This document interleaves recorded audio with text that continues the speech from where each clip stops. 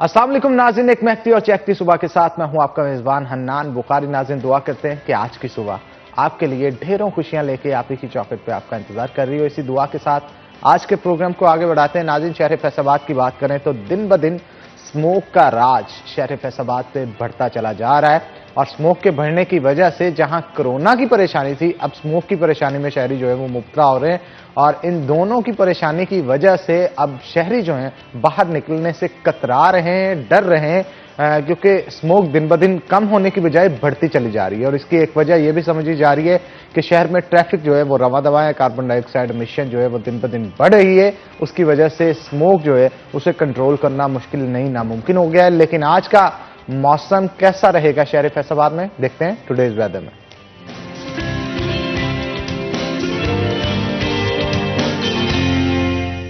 रमजान मिर्जा हमारे साथ मौजूद होंगे। रमजान, बताइएगा कि आज शहर फैसलाबाद का मौसम कैसा रहेगा? जी हनान, फैसलाबाद का मौसम जो है वो हर गुजरते लम्हे के साथ ठंडा होता जा रहा है। दर्जा हरारत रात में भी कमी नजर आ रही है और दिन के दर्जा हरारत में भी वाज़े फर्क महसूस हो रहा है, जिस वजह से रात में दर्जा हरारत सिर्फ 12-13 डिग्री सेंटीग्रेड में पर अटका हुआ है, जबकि दिन भर में भी दर्जा हरारत जो है वो लगभग 27 से 28 डिग्री सेंटीग्रेड के माबैन दिखाई दे रहा है। आने वाले दिनों में मजीद ठंड बढ़ेगी, मजीद दर्जा हरारत कम होगा, हवा में नमी का तनासुब मजीद बढ़ेगा। इसके साथ साथ रातें जो हैं वो ठंडी ठार होंगी, तो दिन भर में सूरज का राज रहा तो फैसलाबाद का मौसम जो है वो खुशगवार हो सकता है। लेकिन इसके साथ साथ फैसलाबाद को अब स्मोक ने भी जो है वो आन लिया है। ना सिर्फ विजिबिलिटी किसी हद तक मुतासर हो रही है, बल्कि स्मोक के छाए हुए बादल भी महसूस किए जा सकते हैं। इसके साथ साथ जो एयर क्वालिटी इंडेक्स है उसमें भी ज्यादती नजर आ रही है। एयर विजुअल के मुताबिक इस वक्त फैसलाबाद का जो एयर क्वालिटी इंडेक्स है वो 402 के लगभग है। गुज़िश्ता रोज भी एयर क्वालिटी इंडेक्स 457 तक टिका हुआ था। महकमा मौसमियात के मुताबिक आज कम से कम दर्जा हरारत 12 जबकि ज्यादा से ज्यादा 28 डिग्री सेंटीग्रेड रहने का इम्कान जाहिर किया जा रहा है। इस वक्त हवा में नमी का तनासुब तकरीबन 70% है। महकमा मौसमियात के मुताबिक आइंदा 24 घंटों में मौसम मुअद्दल ताहम खुश्क रहेगा। जी बहुत शुक्रिया रमजान मिर्जा, आप शहर फैसलाबाद का अहवाल बता रहे थे। और बिल्कुल आइंदा आने वाले 24 घंटों में मौसम अगर खुश रहता है तो उसकी वजह से स्मोक के बढ़ने का खतरा भी मजीद बढ़ जाएगा और सर्दी की वजह से जो फ्लू और खांसी का वायरस जो है वो फैल रहा है उसके फैलने में भी इनको मदद मिलेगा। लेकिन हम दुआ करते हैं अल्लाह ताला से कि कोरोना वायरस और दीगर बीमारियों से हमारे शहर फैसलाबाद, मुल्क पाकिस्तान और पूरी दुनिया को महफूज रखें। इसी बात पे आगे बात बढ़ाते हैं कि जनाब, अगर बात की जाए बच्चों की, तो बच्चों की कैविटी जो दांतों की होती है वो दिन ब दिन उसके केसेस जो है बढ़ते हुए शहर फैसलाबाद के अंदर नजर आ रहे हैं। बच्चे तो बच्चे, बड़े जो हैं वो अपने दांतों की हिफाजत ठीक तरीके से नहीं करते, जिसकी वजह से दांतों का दर्द, मसूरों का फूल जाना और बहुत सारे दीगर मसाइल जो हैं वो दांतों के सामने आ रहे हैं और दिन ब दिन इनके केसेस में इजाफा हो रहा है। आखिर क्या वजह है कि दांतों की सफाई नहीं की जाती? इसमें कैविटी बनती क्यों है? इसके छुपे हुए कोनों की सफाई नहीं की जाती, या इसके साथ साथ हमारा जो खाना पीना है वो दुरुस्त नहीं है? ज्यादा कोल्ड ड्रिंक्स के इस्तेमाल से ये प्रॉब्लम्स आ रही हैं, या फिर इसके अलावा हमारा पानी जो हम इस्तेमाल करते हैं उसकी वजह से मसाइल जो है वो सामने आ रहे हैं। इस मौजू पे आज हमने गुफ्तगू करने के लिए खास तौर पे दावत दे रखी है। हमारे साथ डॉक्टर जफर इकबाल साहब मौजूद हैं जो कि डेंटिस्ट हैं और खास तौर पे बच्चों को और बड़ों को, दोनों को बड़ी जबरदस्त तरीके से ट्रीट करते हैं। डॉक्टर साहब, क्या कहेंगे, ये दिन ब दिन जो केसेस बढ़ते चले जा रहे हैं इसके पीछे वजूहात क्या है? आज से पहले अगर देख लिया जाए ज्यादा तरीकाकार भी नहीं होते थे, दांत साफ करने के लिए ज्यादा लोगों का ध्यान भी नहीं होता था। इसके बावजूद भी लंबे लंबे अरसे तक ना तो कोई उनके दांतों में दर्द नजर आता था, ना मसूड़े फूलते थे। लेकिन आजकल ये मामला बहुत बढ़ गए हैं, क्या कहेंगे इस हवाले से? जी हनान साहब, बहुत शुक्रिया, आप लोगों ने एक बार फिर मौका दिया सिटी 41 में। तो उसमें जो सबसे मेन रोल है ना हमारी ओरल कैविटी, जो मुंह के जो मसाइल हैं उसमें उसको मेंटेन रखने के लिए वो हमारी हैबिट्स हैं। उसमें हमारी डाइटरी हैबिट्स हैं कि जो खाना पीना हम खाते हैं वो कैसा होना चाहिए। उसमें पहले अगर आप देखें तो पहले लोग नेचुरल चीज़ें ज़्यादा इस्तेमाल करते थे, लेकिन आजकल अगर देखें तो हमारी बर्गर और ये जो बेकरी की प्रोडक्ट्स हैं, फास्ट फूड्स हैं, उनका यूज़ ज़्यादा हो गया है। एक हैबिट ये है। दूसरी हैबिट ये है कि बच्चे जो है वो उनके पेरेंट्स और वो खुद, उनको जो ब्रशिंग की हैबिट है, टूथपेस्ट चाहे कोई भी हो, लेकिन जो ब्रशिंग की हैबिट है ख़ास तौर पर रात को सोने से पहले, वो बहुत कम है। चूँकि हमारे आजकल सोशल मीडिया और इस पे हैबिट्स डेवलप हो चुकी हैं, तो हमारी जो अपनी केयर है उसमें काफ़ी हद तक डेफिशिएंसी रह जाती है। तो इन चीज़ों को इम्प्रूव करने की ज़रूरत है। इसके अलावा रेगुलर विजिट्स हैं हॉस्पिटल्स के, डेंटिस्ट के, तो उसमें भी डेफिशिएंसी है। डेंटल पेन जब तक नहीं होता तो लोग अमूमन घरों में टोटके और इस तरह की चीज़ें इस्तेमाल करते रहते हैं। जहाँ तक बच्चों की बात है, बच्चे जो है वो उनकी एज इस तरह की होती है कि उनको तो पता नहीं होता, तो वो मीठी चीज़ें, टाफ़ियाँ, गोलियाँ, लेज, इस तरह की चीज़ें ज़्यादा इस्तेमाल करते हैं, जो कि ज़्यादा कीड़ा दांतों में लगाने का सबब है। तो इसलिए उन पे ध्यान दिया जाए, उनको फ्रूट्स पे शिफ्ट किया जाए बच्चों को। और उनकी मदर्स जो हैं वो अगर मिल्क भी उनको पिलाती हैं तो उसमें शुगर का लेवल जो है वो बहुत कम से कम होना चाहिए, क्योंकि शुगर जो है वो दांतों के लिए इंतहाई मुज़र है, चीनी जो हम रूटीन में इस्तेमाल करते हैं। अच्छा, इसके अलावा आप ये बताइएगा कि आजकल ये भी देखने को मिल रहा है ना कि बहुत सारे लोग जब 40 से क्रॉस करते हैं तो दांत नए लगवाने पड़ते हैं उनको, इस तरह की बहुत सारी प्रॉब्लम्स फेस करनी पड़ती हैं। क्या हमारा पानी यहाँ पे ठीक नहीं है, ये वजह है, या इसके अलावा कोई वजूहत है? नहीं, डेफिनेटली फैसलाबाद का पानी चूंकि फैक्ट्री एरिया है, मैनचेस्टर ऑफ पाकिस्तान है, तो यहाँ पे थोड़ा बहुत उसका रोल है वाटर का ना। लेकिन जहाँ तक पानी की बात है, इसके अलावा जो मेन जो पहले बातें मैं कर चुका हूँ उनका रोल है। कुछ लोगों में फैमिलियल यानी फैमिली से या विरासती तौर पे बीमारियां होती हैं। उनके अलावा जो है ना, अगर दांतों की थोड़ी बहुत केयर की जाए, मतलब मिल्क जैसे हम यूज़ करते हैं तो मिल्क को विदाउट शुगर, चीनी के इस्तेमाल करें, ठीक है ना, उससे आपका काफ़ी हद तक बेहतर रहेगा। और जो दांत लगवाने वाली बात है वो भी नेग्लिजेंस है कि जब तक आप रेगुलर विजिट्स डेंटिस्ट को, आप चेहरा तो देखते हैं लेकिन दांत चूंकि अंदर होते हैं तो वो इतने क्लियरली नज़र नहीं आते जितने कि एक डेंटिस्ट देख सकते हैं। तो इसलिए उसके रेगुलर विजिट करें। और डेफिनेटली ये रेट डेली बढ़ रहा है, ठीक है ना। उसकी वजह ये कि हमारी स्मोकिंग है, लोग स्मोकर्स हैं। इसके अलावा वही बात फिर से कि उनकी हैबिट्स इतनी अच्छी है नहीं, रात को वैसे ही सो जाना, तो उससे जब टूथ डिके होता है, टूथ में कैविटी होती है, तो फिर वो टूथ लॉस की तरफ जाता है। अच्छा, मुझे ये बताएं कि ये कार्बोनेटेड ड्रिंक्स जो होती हैं ये कितनी असरअंदाज होती हैं इसे दांतों को खराब करने के लिए? बिल्कुल, इनमें एसिड्स होते हैं, कार्बोनिक एसिड होता है, तो उससे जो है ना हमारे जो दांत हैं वो जितने भी एसिड्स होते हैं, आपको पता है वो बॉडी पे कहीं भी पड़ता है एसिड, और ये कैल्शियम डिसॉल्वेंट होते हैं। कैल्शियम डिसॉल्वेंट होते हैं। और कैल्शियम की जो एक्सक्रीशन है किडनी से, उसमें इनका बहुत ज़्यादा रोल है, वो निकाल देते हैं किडनी से। जो साइंटिफिक जो रिसर्च है उसमें यही है कि जो कैल्शियम की जो एब्जॉर्प्शन होती है, जो जज़ब हो रहा होता है, जज़ब होने के बजाय वो निकल जाता है। तो इसलिए उनका इस्तेमाल कम से कम करना चाहिए, लिमिटेड करना चाहिए, क्योंकि वो भी ज़रूरत है, लेकिन उसको लिमिटेड करें। और उसके बाद अपनी जो ब्रशिंग की हैबिट्स है वो 2 to 3 टाइम अ डे, अगर मिनिमम भी आप करते हैं तो 2 टाइम तो मस्ट करें। अच्छा, ये जो फास्ट फूड है ये किस तरह से असरअंदाज होता है? फास्ट फूड ज़्यादा डेंजरस है एज़ कम्पेयर टू जो चीनी हम लेते हैं, क्योंकि उसमें एक तो हमारी व्हीट आ जाती है, गंदम आ जाती है, और फिर साथ चीनी मिल जाती है। जो इस पर रिसर्च है वो फर्मेंटेड चीज़ें, फर्मेंटेड चीज़ें हैं, इसलिए वो ज़्यादा डिपॉजिट हो जाती हैं, वो सॉफ्ट होती हैं, वो जो दांतों के दरमियान जगह होती है वहाँ पे अटकने के भी चांसेस उनके कंपैरेटिवली ज़्यादा होते हैं। तो हमारे जो दांत हैं उनके ऊपर नेचुरल एक लाइंस होती हैं जहाँ पे खुराक थोड़ी बहुत डिपॉजिट हो जाती है। अब यानी कि अगर आपको वहाँ पे कैविटी नहीं भी, फिर भी वहाँ पे डिपॉजिट होती है। तो जो ये चीज़ें हैं जो आप बता रहे हैं फास्ट फूड, ये ज़्यादा डेंजरस है एज़ कम्पेयर टू जो बाकी चीज़ें हम इस्तेमाल करते हैं। तो कोशिश करेंगे फ्रूट्स बेस्ट जो है ना वो आप अपनी क्वांटिटी फाइबरस, जैसे अब आगे ये संतरे का मौसम आ रहा है तो उसको यूज़ करें, वो फाइबरस डाइट है, वो मसूड़ों के लिए भी ठीक है। और जो लोग माल्टा और इस तरह की चीज़ें जो इस्तेमाल ज़्यादा करते रहते हैं उनके मसूड़े हमेशा हेल्दी रहते हैं, क्योंकि उनमें विटामिन सी बहुत ज़्यादा होता है। तो विटामिन सी का ओवरऑल बॉडी में दोबारा से उसको रीजनरेट करने में बड़ा रोल है। तो हमारे मसूड़े भी अगर डैमेज होते हैं तो उनमें भी उसका बड़ा अहम रोल है। तो आप इस तरह की चीज़ों पे अपनी डाइट को शिफ्ट करें। अच्छा, ये बताइएगा कि खास तौर पे अगर बात की जाए बच्चों की, बच्चे चॉकलेट्स बहुत खाते हैं और चॉकलेट खाने की वजह से भी उनके काफ़ी दांत खराब हो जाते हैं, इसके ऊपर क्या कहेंगे आप? उसमें वही है कि बच्चों में जो है ना अभी जब दांत वगैरह निकल रहे होते हैं या दांत बन रहे होते हैं तो उनमें जो उस हद तक जो मिकदार होती है ना नमकियात की, वो उतनी नहीं होती जितनी कि बड़ों में होती है। तो उनके दांत ज़्यादा वल्नरेबल होते हैं केरीज के, जो कीड़ा लगता है दांतों में। तो जब आप ये इस तरह की चीज़ें, वही है कि जो हमारे पास कई इस तरह के बच्चे आते हैं जिनके 6 साल की एज में जो दूध के दांत होते हैं वो सारे के सारे उनको कीड़ा लग चुका होता है, वो पूरा मुंह उनका ब्लैक हुआ होता है। तो उसकी वजह यही होती है कि वो जितनी रैपिड कंजप्शन करते हैं, तेज़ी से वो खाते हैं कैंडीज़, चॉकलेट, तो उतना ज़्यादा उनके जो दांत हैं वो अफेक्ट होते हैं, क्योंकि मुंह में हमारे बैक्टीरिया हैं और वही बैक्टीरिया जो है वो दांत को आहिस्ता आहिस्ता स्लोली डैमेज करते हैं। एक दिन में कभी भी आप नहीं देखेंगे कि रात को आप सोए हैं और सुबह आपका दांत ब्लैक हुआ पड़ा है। तो ये एक स्लो प्रोसेस है। तो बच्चे जब जितनी रैपिडली तेज़ी से उसको कंज्यूम करेंगे तो उतने उनके दांत जो है इफेक्ट होते हैं। और सबसे जो ज़्यादा इफेक्ट दांत होता है वो हमारा नीचे वाला पहली जो दाढ़ होती है वो होती है, क्योंकि वो 6 साल की उम्र में निकल आती है।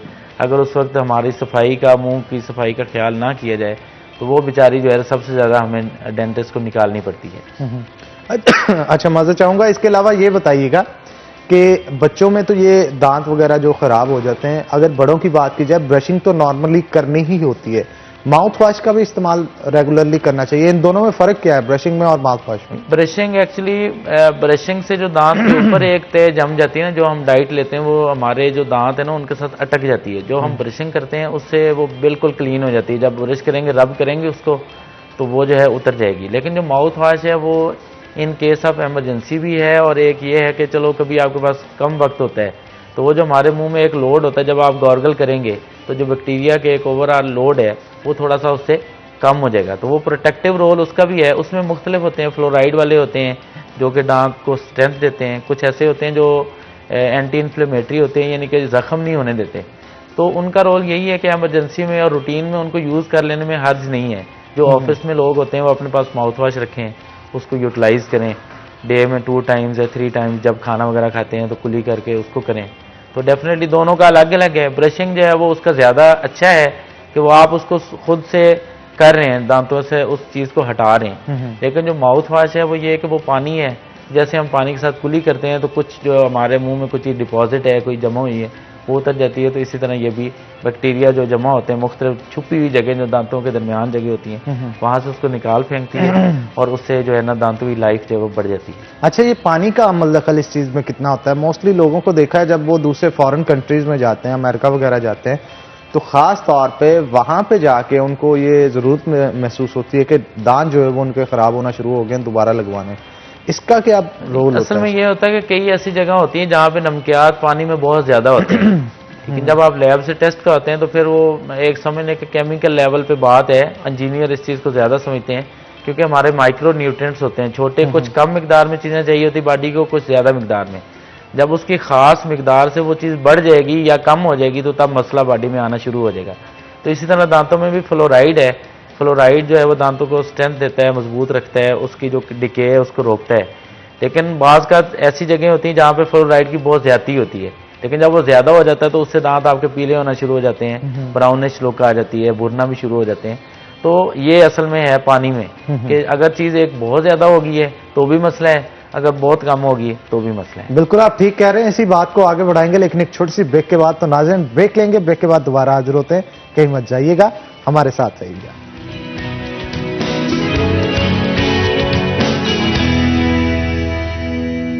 वेलकम बैक नाज़रीन, ब्रेक के बाद खुश आमदीद। हमारे साथ डॉक्टर साहब मौजूद हैं, मजीद गुफ्तगू करते हैं। डॉक्टर साहब ये बताइएगा कि जो लोग पान वगैरह खाते हैं उनका बड़ा इशू रहता है, इवन कैंसरस डिजीजेज उनको घेर लेती हैं, क्या कहेंगे इस हवाले से? जी, बड़े सगीर पाक व हिंद में ये बहुत ज़्यादा हैबिट्स है लोगों की कि वो पान खाते हैं, उसमें मुख्तलिफ केमिकल होते हैं, मतलब उसमें कैल्शियम होता है और चूने का पत्थर होता है। तो और उसमें वो पत्ते बीटल नट वगैरह भी हम यूज़ करते हैं। तो उसमें कुछ ऐसे केमिकल्स होते हैं जो कि हमारे जो मुंह के अंदर का माहौल है, जो हमारे चीक्स हैं, उनका जो मिकोजा है उसको डैमेज करते हैं। लेकिन वो एकदम से कभी भी नहीं होता, स्लोली होता है। तो फिर उसका नुकसान ये होता है कि जो रिसर्चेज हो रही हैं और जो हो चुकी हैं और जो पेशेंट प्रेजेंट होते हैं उनकी ये पीछे से हिस्ट्री में होता है कि वो पान चीवन करते हैं, स्मोकिंग करते हैं, अल्कोहल यूज़ करते हैं। तो जो इस तरह के लोग यूज़ करते हैं डेफिनेटली उनको बहुत ज़्यादा प्रॉब्लम होते हैं और वो तो ऐसी सिचुएशन होती है कि नाकाबिले बयान है। मुंह में अजीबोगरीब किस्म के ज़ख्म बन जाते हैं जो कि काफ़ी अरसे के लिए सही नहीं होते।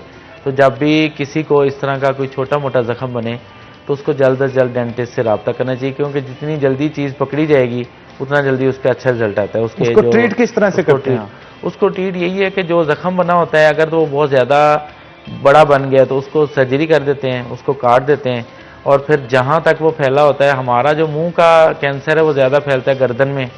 तो गर्दन में जो स्ट्रक्चर्स होती हैं जिनको इन्वॉल्व करता है, जो शामिल हो जाती हैं उसमें, उनको फिर निकालना होता है। यानी एक बहुत बड़ी सर्जरी होती है। आप ये समझ लें कि जितना टाइम उसको ज़्यादा गुजरा होगा, जितना बड़ा ज़ख्म होगा, उसकी सर्जरी भी उतने ज़्यादा लंबी होगी, 8-10 घंटे की भी सर्जरी होती है, जो कि पेशेंट को बेहोश करके उसका वो सारा जख्म वगैरह साफ़ किया जाता है। लेकिन ये सारा कुछ करने के बावजूद भी उसका जो आउटकम है वो इतना अच्छा नहीं है, यानी पेशेंट की जो बकिया लाइफ है वो बहुत कम रह जाती है।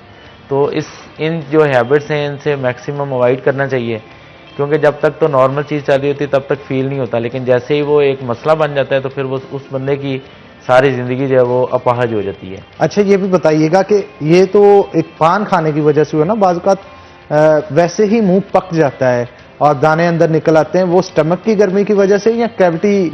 उसमें उसके बहुत सारे रीज़न हैं। उसे हम अल्सर बोलते हैं, मुंह में छाले जो बन जाते हैं ज़बान के नीचे और तालू पे और लिप्स पे और इस तरह। तो उसमें ना बहुत सारे उसके रीज़न है कि आपकी विटामिन डेफिशिएंसी होगी, आपको कोई स्ट्रेस आ गया, टेंशन भी एक बहुत बड़ा काज है मुंह में जो छाले बनते हैं, जो अल्सर बनते हैं उनका। इसके अलावा आपका स्टमक ठीक नहीं है, आपकी डाइट ठीक नहीं है, आपकी ब्रशिंग की हैबिट्स ठीक नहीं है, तो वो बहुत सारे रीज़न है। लेकिन ये ज़्यादातर एक हफ्ते के अंदर खुद ब खुद ठीक हो जाते हैं, किसी मेडिसिन की ज़रूरत नहीं होती। लेकिन अगर आपको बहुत ज़्यादा तकलीफ आपको है, दर्द होता है उसमें, तो फिर आपको डेंटिस्ट से डेफिनेटली शुरू में ही रजू कर लेना चाहिए, ताकि वो देखे और उसको आप अकॉर्डिंगली उसको ट्रीट कर दे। अच्छा, नॉर्मली अगर देखा जाए तो हमें अपने दांतों को किस तरह से ट्रीट करना चाहिए? ब्रशिंग कितनी दिन में एक बार, कितनी बार इम्पोर्टेंट है, और माउथ वॉश कितनी बार इम्पोर्टेंट है नॉर्मली रूटीन को अगर देखा जाए, या इसमें भी एज फैक्टर्स इन्वॉल्व होते हैं कि इतनी एज वाला इतनी बार कर ले बस? नहीं, इसमें एज फैक्टर का इतना रोल नहीं है। इसमें जो ब्रशिंग है वो मस्ट है, सफाई जो है वो निस्फ़ ईमान भी है। और आप सल्लल्लाहु अलैहि वसल्लम ने भी ये फरमाया कि अगर मुझे अपनी उम्मत की तकलीफ का डर ना होता तो मैं दिन में 5 मरतबा उनको कहता कि हर नमाज के साथ वो मिसवाक करें या सफाई करें दांतों की। अच्छा, मिसवाक का कितना अमल दखल है इसमें? मिसवाक का उतना ही अमल दखल है जितना कि एक पेस्ट है, क्योंकि हमारा जो मेन मकसद होता है ना, दांतों से जो एक ऊपर कोई चीज़ जम जाती है ना, उसको रिमूव करना होता है।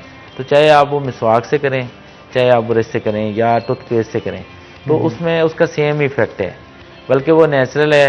लेकिन उसमें थोड़ी तगोदो करना पड़ती है, उसको बनाना पड़ता है, तो इसलिए फिर और हमारी मसरूफियात, इस वजह से फिर ब्रशिंग जो है वो अपने पास रेडली अवेलेबल चीज़ें होती हैं तो वो हम यूज़ करते हैं। अदरवाइज सेम रोल है, इसमें कोई ऐसा नहीं है कि भी आपको, बल्कि उसमें कास्ट आपकी कम लगती है, इधर आपकी कास्ट ज़्यादा लगती है। अच्छा, इवन बच्चों के अंदर अगर देखा जाए, बच्चों का अगर मुंह शूँ पक जाता है तो उसको किस तरह से ट्रीट करते हैं? उसमें बच्चों में बात कर ये होता है कि कुछ लोग जो बीमार होते हैं उनमें अगर कोई एंटीबायोटिक ले रहे हैं बहुत अरसे के लिए, तो उनमें उनका मुंह जो है सफ़ेद हो जाता है, अंदर से एक वाइटिश लेयर बन जाती है। तो वो फंगल इन्फेक्शन अमूमन होता है बच्चों में, जो कि ऐसे बच्चे जो बीमार होते हैं उनमें होता है। इसके अलावा अगर रूटीन की बात की जाए तो वही बात सफाई की, कि जो बच्चे सफाई नहीं करवाते अपनी मदर से, या वो खुद नहीं करते, या उनको शुरू से हैबिट नहीं डाली जाती, तो उनका फिर वो मुंह का एनवायरनमेंट ऐसा हो जाता है कि हमारे जो मुंह के अंदर के जरासीम है वही जख्म कर देते हैं। तो ये 2-4 उनमें ना विटामिन, जो बच्चे ग्रोइंग एज में होते हैं, जो बढ़ रहे होते हैं छोटे बच्चे, तो उनमें विटामिन वगैरह देने चाहिए, ठीक है ना, और डॉक्टर से रिव्यू करना चाहिए टाइमली। अच्छा, डिजीजेज कौन कौन सी होती हैं ये दांतों की, जो मोस्ट प्रोबेबली हमारे फैसलाबाद में आप बहुत सारे केसेस देखते होंगे? ज़्यादा केसेस किस चीज़ के आते हैं? ज़्यादा केसेस तो यही जो आपके मुंह में कीड़ा लगा होता है इसके आते हैं। लोगों को चूंकि वो नज़र नहीं आ रहा होता तो वो निगलेक्ट करते रहते हैं। तो इसके अलावा पेन, दर्द के साथ बहुत ज़्यादा आते हैं, सोजन निकली होती है बाहर। और इसमें मैं एक बात ऐड करना चाहूँगा, वो ये है कि जो हमारे जो जितने भी शुगर के पेशेंट हैं, डायबिटिक पेशेंट हैं, उनमें दांतों के मसाइल बहुत ज़्यादा होते हैं। इसके अलावा जो कैंसर के ऑलरेडी किसी और कैंसर में मुब्तला हैं या किसी और बीमारी में, उनको कैंसर कीमोथेरापी लग रही है, दवाइयाँ लग रही हैं, तो उनमें मसाइल हो सकते हैं। स्मोकर्स में हो सकते हैं जो अल्कोहल, तो उनको इन चीज़ों का ज़्यादा ख्याल रखना चाहिए अपनी जो ओरल कैविटी है ना। तो ज़्यादा केसेस सोजन के अल्कोहल कंजप्शन से किस तरह से ये दांतों पे इफेक्ट करती है? इस सवाल, ये क्या कैल्शियम डिसॉल्वेंट होती है? ये नहीं, अल्कोहल कंजप्शन से ये है कि हमारे जो अंदर स्ट्रक्चर्स है ना बॉडी में, उनमें चेंजेस आ जाती हैं ओवरऑल ही, यानी कि निचले लेवल पे, जेनेटिक लेवल पे ये चेंजेस आती है अल्कोहल। तो उससे फिर कैंसर, जो ज़्यादा रोल है ना उसका कैंसर में है। अल्कोहल और स्मोकिंग दोनों जो है ना एक दूसरे को तेज़ी से इफेक्ट करके ना, तो वो मसले को ज़्यादा बढ़ा देती हैं। अगर वो दोनों बंदा यूज़ कर रहा है, अल्कोहल भी कर रहा है, स्मोकिंग भी कर रहा है, तो फिर उसका डुअल इफेक्ट हो जाएगा उसको जल्दी। तो जो आप बात कर रहे थे, मसाइल तो बेहद हैं। मसूड़ों की बीमारियां हैं, दांत हिलने लग जाते हैं, दांत निकल जाते हैं, दांतों में सूजन हो जाती है, ठीक है, मुंह से स्मेल आना, ये एक बहुत बड़ा इशू है। तो ये बहुत सारे इश्यूज डेली प्रेजेंट हो रहे थे। इसके अलावा जो चोटें लग रही हैं, एक्सीडेंट्स हो रहे हैं, जबड़े टूट जाते हैं, फ्रैक्चर हो जाते हैं, उसके केसेस अब बढ़ गए हैं। बच्चे जो है वो अमूमन हेलमेट यूज़ नहीं करते, मतलब इतना उनको गाइड नहीं किया जाता, उनको अवेयरनेस नहीं होती, तो हेलमेट का यूज़ लाजमी करना चाहिए। तो ये सारे केसेस प्रेजेंट हो रहे होते हैं, बहुत सारे। अच्छा ये बताइएगा, बच्चों के कितने केसेस आते हैं जो बगैर हेलमेट के इनको चोट लगती है और फिर आपको सर्जरी करना पड़ती है? आप ये कह लें कि बेहद तक जो है ना इनकी जो केसेस हैं वो बढ़ चुके हैं। यानी इतने केसेस बढ़ चुके हैं, इतने पहले नहीं थे। इसका मतलब ये है कि नाजायज तरीके से वालिदैन बच्चों को बाइक ले देते हैं और उनको कहते हैं बिना लाइसेंस के आप चलाएं, और ऊपर से हेलमेट भी यूज नहीं करते, और जब एक्सीडेंट हो जाता है अल्टीमेटली फिर डॉक्टर का रुख करना पड़ता है इनको। और हमारे हॉस्पिटल इतने ओवर बर्डन है कि हमारे पास बेड्स वगैरह अवेलेबल नहीं होते, इमरजेंसी में इतना ओवर बर्डन होता है, तो उनको डील करना, उनको एक एक माह का 2-2 हफ्ते का टाइम मिलता है, उसके बाद उनकी बारी आती है, फिर उनको ट्रीट किया जाता है। अच्छा ये बताइएगा कि इक्विपमेंट्स जो यूज किए जाते हैं आपके ऑपरेट के दौरान या चेकिंग के दौरान, मोस्ट प्रोबेबली वो स्टेनलेस स्टील के बने होते हैं, तो वो जब एक पेशेंट के मुंह से निकाल के आप दूसरे में डालते हैं, आजकल कोरोना का भी बड़ा खतरा है, किस तरह से डील करते हैं? कोई डिस्पोजेबल आपने? नहीं, उसमें जो कोरोना के जो पेशेंट होते हैं उनको पहले ही स्क्रीनिंग की जाती है, उनको तो क्योंकि उनमें अलामात होगी, खांसी होगी, बुखार होगा, तो उनको ट्रीट करने से मैक्सिमम तो कोशिश यही की जाती है कि उनको जो है ना मेडिसिन से उनका इलाज किया जाए। अगर कोई ऐसा पेशेंट हो जिसको कोई बीमारी, कोई दांतों की बीमारी गले में फैल रही है, उसको सांस का मसला हो रहा है, तो फिर उसको ट्रीट करना लाजमी होता है। तो उसमें फिर वही प्रोटेक्टिव मेजर्स जो अपनी वो गॉगल्स लगाते हैं आंखों पे, मास्क लगाते हैं, कैप पहनते हैं, ऊपर गाउन पहनते हैं, तो उससे उनको ट्रीट तो किया जा सकता है। लेकिन बाहर के एक क्रिटिकल सिचुएशन होती है, उस वक्त उनको डील करना ज़रा मुश्किल है, क्योंकि ये लाइफ थ्रेटनिंग एक ज़िंदगी लेने वाली बीमारी जो है वो आई है। अल्लाह ताला हमें इससे निजात दे। तो ये चीज़ें जो है वो डेफिनेटली बड़ी पेनफुल होती हैं डॉक्टर्स के लिए और पेशेंट के लिए, दोनों के लिए। तो इक्विपमेंट जो है वो उनको स्टरलाइज किया जाता है ऑटोक्लेव में, स्टीम होती है और प्रेशर होता है, उसमें एक कैबिन बना होता है, प्रेशराइज वो कैबिन होता है और साथ उसके वाटर होता है, तो उससे वो जो है ना बिल्कुल क्लीन हो जाते हैं। जब हम दूसरे पेशेंट में यूज़ करते हैं तो उसको पहले स्टरलाइज करते हैं, और एक बल्क होता है, ये नहीं होता कि 4-5 सेट थोड़े होते हैं। जब एक हॉस्पिटल में होता है तो एक बल्क इंस्ट्रूमेंट का होता है, वो एक सुबह वो स्टरलाइज हो जाते हैं, तो वो 2 बजे तक चलते रहते हैं। अगले दिन फिर दोबारा उनको रिसाइकल स्टरलाइज करके फिर ही, ये नहीं होता कि एक पेशेंट का इस्तेमाल शुदा इंस्ट्रूमेंट जो दूसरे में बगैर उसको क्लीन किए यूज़ किया जाए। ये तो इलीगल है, और ये वैसे भी मतलब जो डॉक्टर्स होते हैं दे आर वेल नोन, उनको सारा इन चीज़ों का पता होता है। अच्छा, बाज़ कोई दांत खराब हो जाए तो फिर आप सर्जरी के जरिए नया दांत भी लगाते हैं, वो दांत किस मटेरियल का बना होता है जो आप लगाते हैं, और वो कितना देर पा होता है? उसमें डिपेंड करता है कि अगर तो एक आध दांत हो तो उसमें बहुत सारी चीज़ें, इम्प्लांट लगता है, हड्डी के अंदर ड्रिल करके पेज लगा देते हैं, वो कॉस्टली है, ठीक है, वो 70 to 80,000 का एक है। अगर सिंगल आपका अगर मिसिंग हो तो वो काफ़ी कॉस्टली है। इसके अलावा उसमें फिर एक ऑप्शन ये होता है कि 2 साइडों वाले दांतों को ग्राइंड करके तो आप ब्रिज बना देते हैं, जो मिसिंग होता है वो उनके साथ अटैच हो जाता है ना, वो फिक्स लग जाता है। इसी तरह उतरने चढ़ने वाला भी है। तो 3-4 किस्म के दांत हैं कि किसी दांत की सपोर्ट लेके लगा सकते हैं, ड्रिल करके हड्डी के अंदर वो पेच लगा सकते हैं। इसके अलावा जो उतरने चढ़ने वाले दांत जो हैं वो कुंडी के साथ, जो एक आम लेमैन के लिए कि जी वो कुंडी लगी होती है, तो उनको उतार के आप साफ भी कर सकते हैं। तो वो डिपेंड करता है कि मरीज़ किस लेवल पे प्रेजेंट होता है और उसकी मरीज़ की ख्वाहिशात क्या हैं, क्योंकि ये भी होता है कि अफोर्डिंग पेशेंट होते हैं, उनके लिए इतना मसला नहीं होता, वो कहते हैं हमें इम्प्लांट करें आप, ठीक है ना। लेकिन जो ऐसे पेशेंट हैं जो अफोर्ड नहीं कर सकते, तो उनके लिए उतरने चढ़ने वाला दांत भी है और ब्रिज भी है। तो ये लेवल हैं, जिस लेवल पे बंदा प्रेजेंट होगा उस लेवल पे, इवन कि जिनका कोई दांत भी नहीं होता उनको भी जदीद टेक्नोलॉजी के ज़रिए इम्प्लांट लगा के 5-6 इम्प्लांट लगा दिए जाते हैं, उनकी सपोर्ट से उनके पूरे दांत लग जाते हैं। प्रायोरिटी क्या होती है आपकी पेशेंट को देखने के बाद कि कौन सी सर्जरी की जाए? इसकी प्रायोरिटी जो है ना वो बेसिकली डॉक्टर की नहीं होती, डॉक्टर उनको गाइड करता है, उनको काउंसल करता है कि भाई ये चीज़ आपकी होने वाली है, तो फिर पेशेंट और डॉक्टर दोनों का एक डिसीजन होता है। डॉक्टर उनको बता देता है कि इसके ये बेनिफिट हैं, इसके ये डिसएडवांटेजेस हैं, तो उसके मुताबिक पेशेंट डिसाइड करता है, डॉक्टर उनको गाइड करता है, तो वो एक कंबाइन सा डिसीजन लेके फिर उसको किया। बाकी जहाँ पे एमरजेंसी होती है, किसी पेशेंट का सांस बंद होने का खतरा है और उसको सोजन है और इस तरह का, तो फिर हम उसमें पेशेंट से नहीं पूछते, हम खुद ही उसका जो जहाँ पे रेशा वगैरह पस बनी होती है उसको ड्रेन कर देते हैं, ताकि वो ड्रेन होके जितना भी वो निकल जाए, उसका जो सांस वगैरह जो प्रॉब्लम आ रहा है वो जल्दी से जल्दी, क्योंकि लाइफ बचाना ज़रूरी है। अच्छा, बाज़ ये देखने को मिलता है कि बहुत सारे लोग जो अमेरिका में मुकीम होते हैं वो खास तौर पे अपना डेंटल वर्क करवाने के लिए पाकिस्तान का रुख करते हैं। वहाँ पे कहा जाता है कि 16 से 17,000 रुपया 16 से 17,000 डॉलर जो है वो कॉस्ट आती है आपके मुकम्मल दांतों की टेक केयर के लिए, लेकिन यहाँ पे काफ़ी सस्ता हो जाता है। इसमें फ़र्क क्या है? नहीं, ये तो आपने बहुत ही कम बताया। वहाँ पे असल में एक तो फैसिलिटीज़ का डिफरेंस है, मतलब वो एडवांस्ड हैं कंट्रीज़ ना, उनमें चीज़ें ज़रा एडवांस हैं। दूसरा ये है कि वो लोग अपनी फैमिली को सपोर्ट करने के लिए ज़्यादातर हमारे जितने भी लोग हैं वो बाहर जाते हैं कि चलें वहाँ पे हमारा डॉलर मिलेगा तो यहाँ पे ज़्यादा पाकिस्तान में पैसे आएंगे। तो उनकी इतनी एक तो वो नहीं होती, उनकी ये होती है कि भाई यहाँ पे पाकिस्तान में कंपैरेटिवली आपका जो डेंटल वर्क है वो वहाँ के मुकाबले में ना होने के बराबर कॉस्ट है। चलें जी, इसके ऊपर मजीद गुफ्तगू करेंगे मुकम्मल कि वहाँ पे कितनी कॉस्ट आती है, यहाँ पे कितनी आती है, इसके ऊपर गुफ्तगू करेंगे, लेकिन एक छोटी सी ब्रेक के बाद। तो नाज़रीन एक ब्रेक लेंगे, ब्रेक के बाद दोबारा हाजिर होते हैं, कहीं मत जाइएगा, हमारे साथ रहिएगा।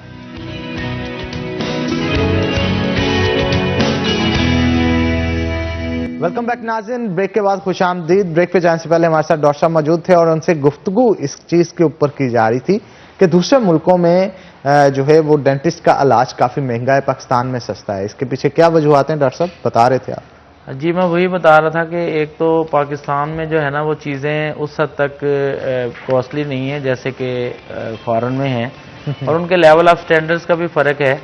वहाँ पे तो विदाउट इंश्योरेंस आप जो है ना वो काम नहीं करवा सकते, और डेंटिस्ट की इंश्योरेंस नहीं होती वहाँ पे। हाँ, डेंटिस्ट की इंश्योरेंस कुछ कंपनीज हैं जो करती हैं, सारे नहीं करते, लेकिन हो जाती है, डेंटिस्ट की भी हो जाती है। तो ये तो आपके लिए बहुत ही तकलीफ दे काम है कि वहाँ रह के आप जो है ना वो डेंटिस्ट्री का काम करवाएं।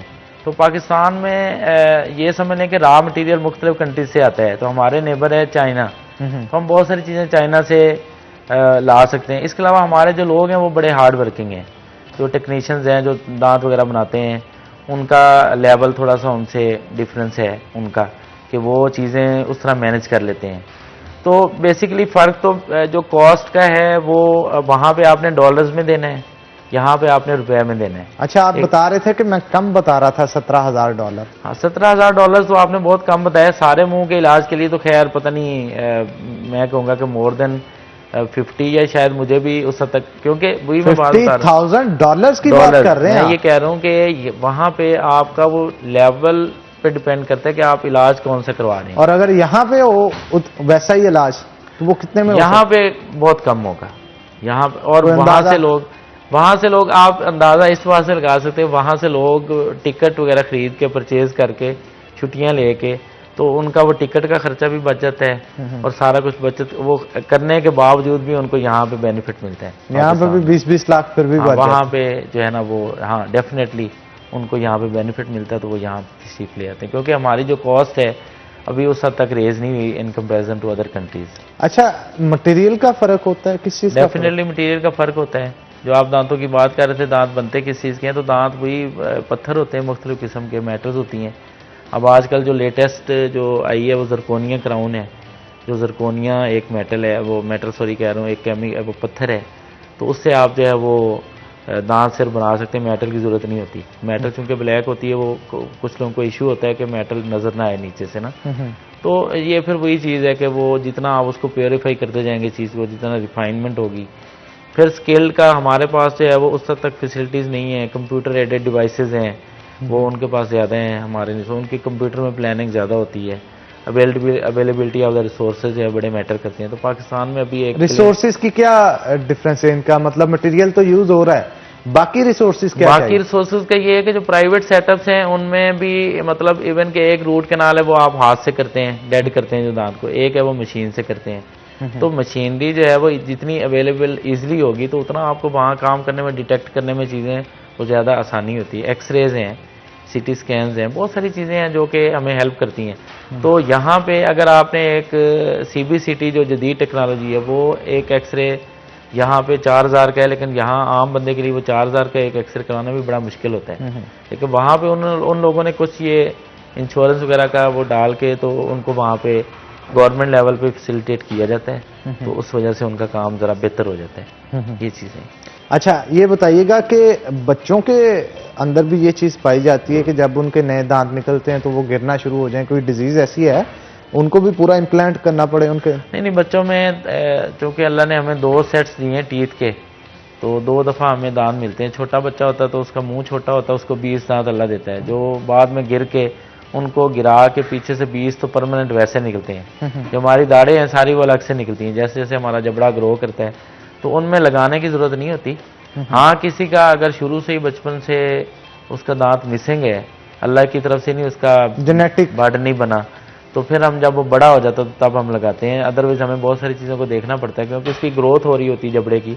अगर अच्छा, दांत जो पीले हो जाते हैं और सफाई करवानी पड़ती है उनकी, आपके पास बहुत सारे ऐसे पेशेंट्स भी आते होंगे, ये भी कहते होंगे कि हम ब्रश भी करते हैं, इसके बावजूद हमारे दांत पीले हैं, क्या कहेंगे उसको? वो असल में ये है कि एक स्लो प्रोसेस है, तो डिपॉजिट होना शुरू हो जाते हैं। कैल्शियम हमारे मुंह के पानी में ही कैल्शियम है, तो जो हम खुराक लेते हैं वो उसके साथ मिलके कैल्शियम और वो मिलके एक पत्थर सा बन जाता है जो दांतों के ऊपर जमा हो जाता है। तो उसकी वजह से आपके दांतों में गैप भी आ सकता है, मसूड़े ख़राब हो सकते हैं, उनमें खून आना शुरू हो जाता है। तो एक्चुअली जो मेन हमारा प्रॉब्लम है वो यही है कि हमें ना हैबिट नहीं है डेंटिस्ट के पास जाने की। हम तब जाते हैं जब मसला बहुत ज़्यादा बढ़ जाता है। तो मैं बार बार यही कहूँगा कि आप हॉस्पिटल में जाएं, सरकारी हॉस्पिटल में जाएं, ज़रूरी नहीं कि आप प्राइवेट सेटअप में जाएं, लेकिन यू मस्ट विजिट। आप जो है ना अपने बच्चे को जब वो बढ़ रहा होता है 12 साल तक, तो उसे 3 माह के विजिट पे आप उसे हॉस्पिटल में लेके जाएं, क्योंकि डॉक्टर को पता होता है कि इसके दांत कौन सा गिर रहा है, कौन सा निकल रहा है। तो विजिट्स ज़्यादा डालने चाहिए, अदरवाइज लगाने की बच्चों में ज़रूरत नहीं होती दांत। बिल्कुल ठीक कह रहे हैं आप। अच्छा, बहुत सारे लोग ऐसे भी आते हैं, उनका कहना ये होता है कि उनके दांत सफ़ेद हो जाएं, उसके लिए चाहे उसके ऊपर कोई ब्रशिंग सी करते हैं आप किसी मशीन के साथ और उनको वाइट कर दिया जाता है, वो क्या प्रोसेस होता है?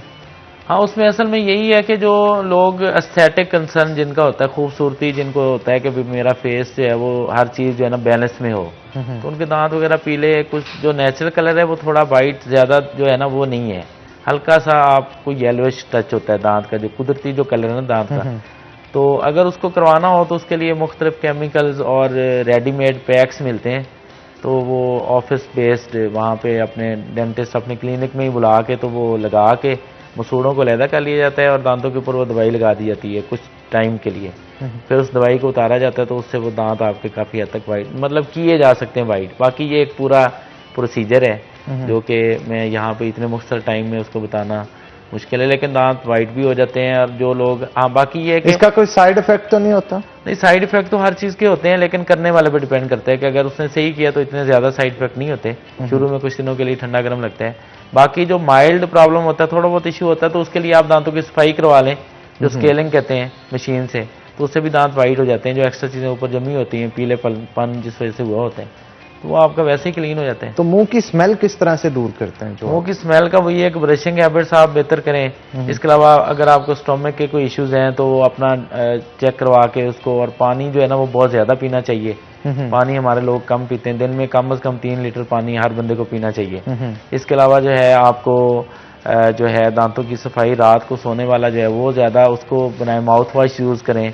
अच्छा, ब्रेसिस का हमारे यहाँ पे अगर देखा जाए बहुत ट्रेंड बढ़ता चला जा रहा है, जिसके थोड़े से भी टेढ़े दांत होते हैं वो ब्रेसिस लगवा लेता है। ये कितने मुफीद हैं, और क्या जो शख्स ब्रेसिस लगवा के ठीक करता है उसकी ऑफस्प्रिंग यानी बच्चों के अंदर ये जेनेटिक्स इन्वॉल्व होती है ना? मतलब आपके पेरेंट्स से आपको चीजें आ रही हैं कि अगर आपके दांत सीधे नहीं है आप तो सीधे करवा लेते हैं, लेकिन आगे बच्चे के भी वैसे ही सीधे होंगे या टेढ़ी रहेंगे उसके भी?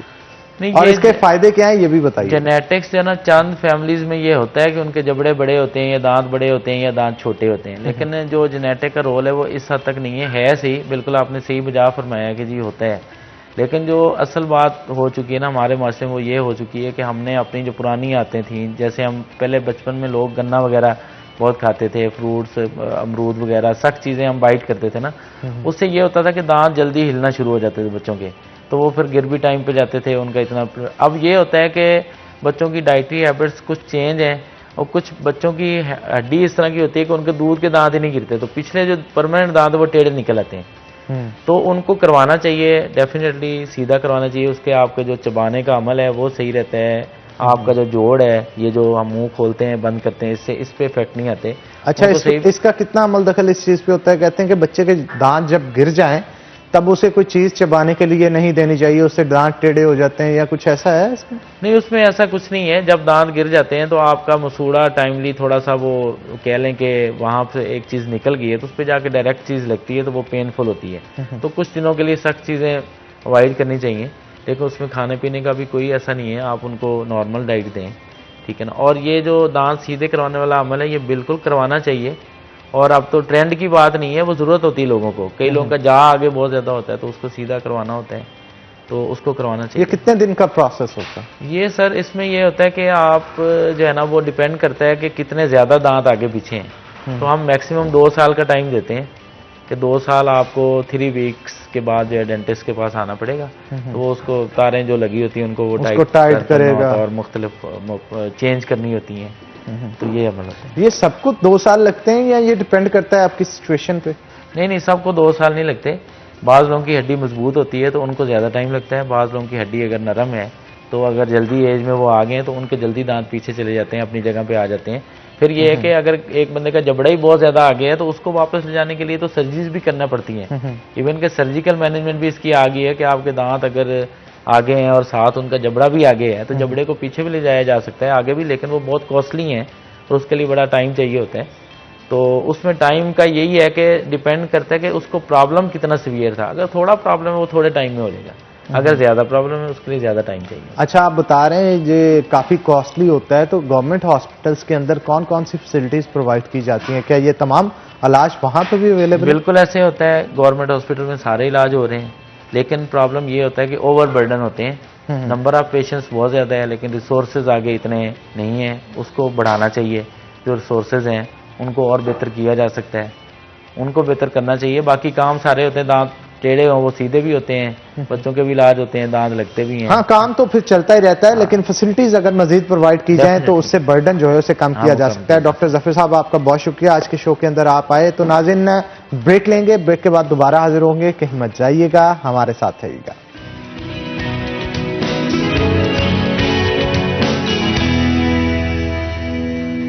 वेलकम बैक नाज़रीन। ब्रेक के बाद खुशामदीद जनाब। अगर आप चाहते हैं कि आपकी पर्सनैलिटी बेहतरीन हो तो उसके लिए आपका हेयर स्टाइल और ड्रेसिंग बेहतरीन होना जरूरी है। मेरा hair style prime hair club, जबकि ड्रेसिंग जो है वो डेन स्टीवन बाय साब जिस की जान से बनाई गई। अगर आप चाहते हैं कि फॉर्मल और सेमी फॉर्मल कपड़ों की खरीदारी करें तो उसके लिए आपको सायरा मॉल फर्स्ट फ्लोर पे जाना होगा, जहां पे जाके आप अपनी शख्सियत को संवारने के लिए बेहतरीन मलबूसात खरीद सकते हैं। तो जनाब, हमारा फेवरेट सेगमेंट किचन स्टार्ट हो चुका है। चलते हैं किचन में और चलते हैं शेफ जहांगीर की तरफ, तो उनसे बात करते हैं। अस्सलाम वालेकुम शेफ, कैसे हैं आप? इस्लाम से ठीक ठाक। आप शेफ आज क्या तैयार कर रहे हैं? यहाँ पे कीमा पड़ा हुआ दिखाई दे रहा है, मुझे लगता है आज कोई कीमे की आइटम तैयार की जाएगी। जी मटन कीमा बनाने जा रहे हैं, चाय नाश्ता की रेसिपी है हमारी। चले जी, मटन कीमा की रेसिपी जो है वो आप बताते चलें जी जी। कि ये कितना मटन कीमा है और इसकी रेसिपी क्या होगी, क्वांटिटी क्या है और उसमें क्या क्या चीजें ऐड करेंगे? 400 ग्राम मटन कीमा है हमारे पास।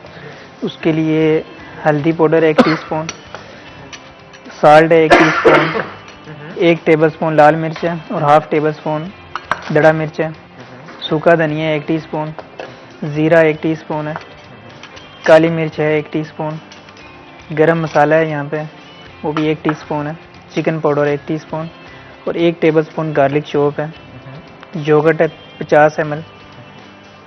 उसके बाद ओलिव ऑयल है मेरे पास तकरीबन 80 ml है ये, और ग्रीन चिली है 3 से 4 ग्रीन चिली बड़ी कटी हुई है, और गार्निश के लिए मेरे पास धनिया है और कोरिएंडर है और टमाटो है, प्याज है। इन चीजों के साथ गार्निशिंग इसकी की जाएगी। इसके लिए तो ये ग्रेवी में इस्तेमाल करेंगे टमाटर और अच्छा, ग्रेवी के लिए हम ऑयल कौन सा यूज करेंगे? Golden cooking oil. Golden cooking oil जनाब इस्तेमाल किया जाएगा। गोल्डन कुकिंग ऑयल बनाने वालों का कहना है कि जनाब ये कुदरती अज्जा से हफ्साने सेहत के असूलों के आइन मुताबिक इसे तैयार किया जाता है ताकि आपके खानों की लज्जत बेहतरीन हो। यही नहीं, इसमें विटामिन का ब्लेंड भी है। अब वो विटामिन कौन कौन से हैं? विटामिन ए, विटामिन डी और विटामिन ई इसके अंदर मौजूद है। और अगर आप चाहते हैं कि आप अपने खानों की लज्जत को दोबाला करें तो बाजार में जाके आपकी अव्वलीन तरजीह अगर कोई होनी चाहिए तो वो गोल्डन कुकिंग ऑयल और गोल्डन घी की होनी चाहिए, ताकि आप चस्कोरेदार खाने जो है वो तैयार कर सकें। तो मैं चाहता हूं आप रेसिपी आज की स्टार्ट करें। सबसे पहले हम क्या तैयार करेंगे? पैन के अंदर क्या चीजें डालेंगे? जी, सबसे पहले ऑयल डालेंगे। ऑयल डाला जाएगा, यानी एज यूजुअल ऑयल को गर्म किया जाएगा। जी जी। और गर्म करने के बाद आज भी इसमें लहसुन ही ऐड होगा? आज अनियन ऐड होगा सर। आज अनियन ऐड होगा जनाब। अच्छा, इसकी ग्रेवी तैयार की जाएगी पहले? जी बिल्कुल। ऑयल को कितनी देर के लिए गर्म किया जाएगा? तकरीबन 1 मिनट में हो जाएगी। अच्छा, ये भी बताइएगा, बाजुकात कीमे को बनाने से पहले इसके अंदर भी स्पाइसेस ऐड किए जाते हैं, जी। नमक लगाया जाता है, काली मिर्च लगाई जाती है, इसमें कोई ऐसी चीज ऐड की गई? नहीं, कोई चीज़ नहीं ऐड की। इसके 2 तरीके होते हैं बनाने के। एक होता है कि इसको कीमे को पैन में डाल के उसमें पानी डाल के उसमें सारे मसाले ऐड करके उसको बॉईल किया जाता है। अच्छा। तो एक ये तरीके, एक होता है कि पहले ग्रेवी बना के फिर उसमें आप कीमा ऐड करें। ये दोनों तरीके हैं, आप कोई भी जो है ना। अच्छा, वैसे शेफ आप इतनी डिशें हमें बताते हैं, मुझे ये बताइएगा आपको कितनी देर होगी? मुझे तो यूं लग रहा है जैसे सदियों से आप इसी काम में हैं, और जितनी अच्छी प्रेजेंटेशन आपकी होती है और जितना अच्छा आप सर्व करते हैं और जो टेस्ट होता है, यूं महसूस होता है बड़ी देर से आप इस काम में। कितनी देर हो गई आपको? तकरीबन 2013 में मैंने स्टार्ट किया था। 2013 में स्टार्ट किया, यानी 7 से 8 साल आपको कुकिंग करते हुए हो चुके हैं। जी बिल्कुल। और बहुत सारे लोग आपके खाने से मुस्तफीद भी होते होंगे जी। और यम्मी खाना बनाते हैं। इसमें तो नो डाउट आपके हाथ में जायका तो है, ये जायका भी अल्लाह ताला की अता होती है, किसी किसी के हाथ में होता है और किसी के हाथ में नहीं होता, चाहे वो जितना मर्जी कुक और शेफ हो। तो अभी ऐड करें ऑनियन इसमें, या अभी थोड़ी देर और? थोड़ा सा इसको गर्म, थोड़ा सा और गर्म किया जाएगा। जी जी। अच्छा, मुझे ये बताइएगा, खाना खाने का तो सबको शौक होता है, बनाने का शौक आपको कहाँ से हुआ? सर मुझे बचपन से ही शौक था। जब स्कूल जाया करता था, वापस आके मैं घर में किसी के हाथ की कोई चीज़ मुझे पसंद नहीं आती थी, मैं खुद बना के जो है ना चीज़ें खाया करता था।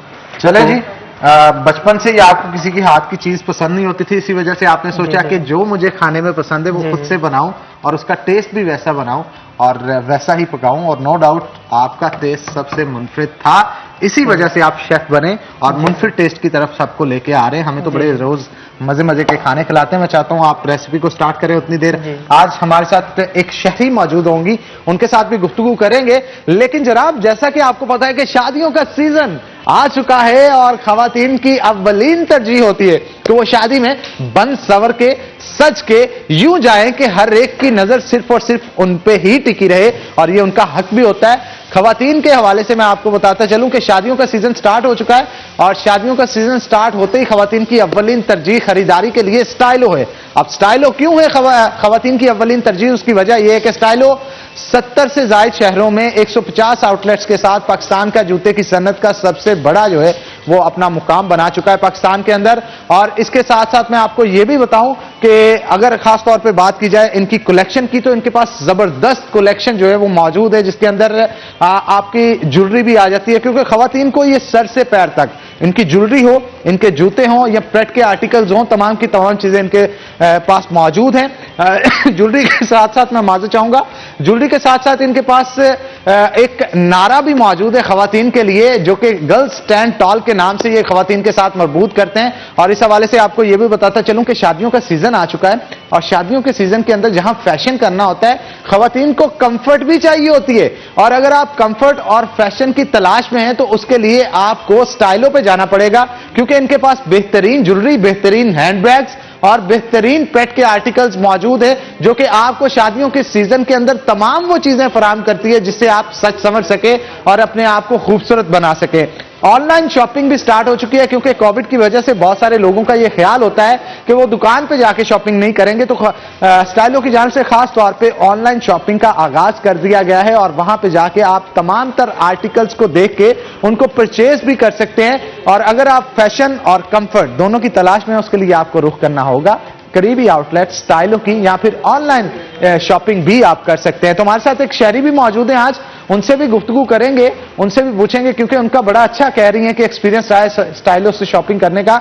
तो क्या कहेंगी आप, कैसा लगा आपको स्टाइलो से शॉपिंग करके? और आपका कहना था कि शादी पे आपने जाना था और शादी के लिए बेहतरीन चीजें आपने यहां से परचेज की, आपकी सहेलियों ने उसकी खूब तारीफ भी की। बहुत तारीफ की, इतनी कि खासतौर पर जब मैं ये लाल रंग के जूते पहनती हूँ और मुझे क्योंकि मेरा फेवरेट कलर है, तो जब भी मैं जूतों की कलेक्शन जो लाल रंग है और इनके जो इस तरह के ये जो मेहंदी के रंग है, वो सिर्फ स्टाइलो ही एक ऐसा ब्रांड है जो ऑफर करता है। और सेकेंडली सर फिर इनकी जो ज्वेलरी में जो ये नाजुकी है और फिर इनके जो अच्छा, वैसे clutches आपने हैं, भी शूज जो अभी पहने जी, हुए हैं जी ये सर, स्टाइलो के ही स्टाइलो के हैं हैं। और स्टाइलो के ही शूज हैं जो कि आपने पहने हुए हैं और खवातीन की अव्वलीन तरजीह बनता चला जा रहा है। अब उसके पीछे भी एक वजह है, जैसे कि अभी मैं देख रहा हूं कि वेडिंग सीजन चल रहा है। वेडिंग सीजन के अंदर खवातीन की कोशिश होती है कि सजने संवरने के लिए बेहतरीन चीजों का इंतखाब करें, तो इसके जूते के ऊपर जिस तरह का काम हुआ है उसी तरह का इसका बैग भी मैचिंग में यहां पे मौजूद है, गोल्डन कलर का।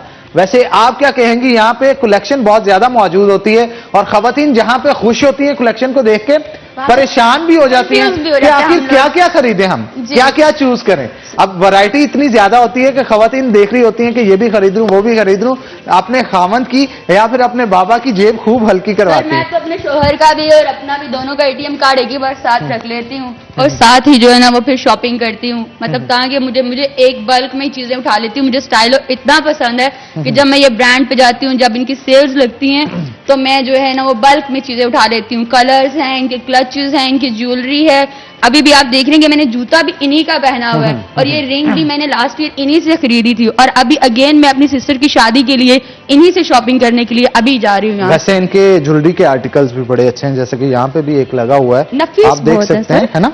और बड़ी जबरदस्त तरीके से नगों के साथ, डायमंड्स के साथ इसके ऊपर काम किया गया है और आर्टिफिशियल ज्वेलरी का ट्रेंड दिन ब दिन बढ़ता ही चला जा रहा है। और इसकी वजह से ये भी है कि सपोज आप गोल्ड में लेते हैं तो इसका मतलब ये होगा कि वो गोल्ड ज्वेलरी होगी, उसके अंदर और कलर्स एडिट नहीं होंगे। तो खास तौर पे आप अपने पर्स के साथ, जूते के साथ और अपने सूट के साथ मैच करने के लिए आप ऐसी चीजों का इंतखाब करते हैं जिनकी मैचिंग उनके साथ ज्वेलरी की हो रही हो। तो ज्वेलरी भी आजकल इनके पास हर तरह की अवेलेबल है। और क्लचेस की आप बात कर रही थी, जैसे कि आप देख सकते हैं यहाँ पे डिफरेंट स्टाइल के क्लचेस भी इनके पास मौजूद हैं और ये क्लचेस जो है इससे खवातीन जो है वो खास तौर पे काफी अट्रैक्टिव लगती हैं जब हाथ में अच्छा पकड़ा हो, अच्छा क्लचेस हो ना।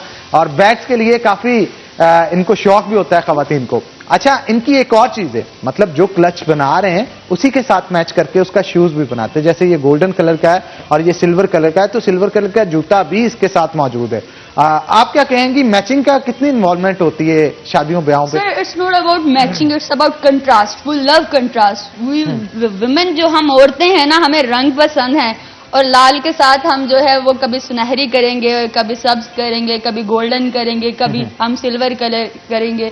रंग और वो वजूद जन से है कायनात में रंग, तो ये रंग हमारी वजह से है और जितने भी ये ब्रांड्स है ये रंग पेश करते हैं और उनमें जो स्टाइलो है मैं प्रेफर इसलिए करती हूँ कि जो कलेक्शन ये रंगों की देते हैं वो कोई भी ब्रांड नहीं देता। बिल्कुल। और खास तौर पे अगर बात की जाए बारात की, तो बारात पे खवातीन रेड कलर का मैक्सी जो है वो तैयार करवाती हैं, लहंगा तैयार करवाती हैं। तो उनके लिए कोशिश होती है कि क्लच भी रेड कलर का हो और शूज भी रेड कलर के हो।